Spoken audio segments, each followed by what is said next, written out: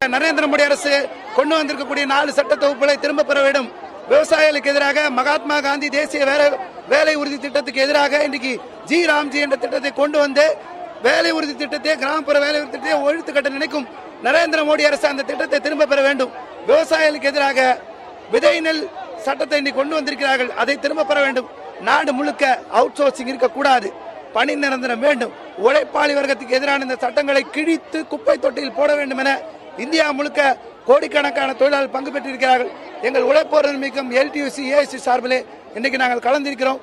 மோடி அரசு இந்த சட்டங்களை தூக்கி போடும் வரை எங்கள் போராட்டம் தொடரும் என்பதை தெரிவித்துக் கொள்கிறோம்.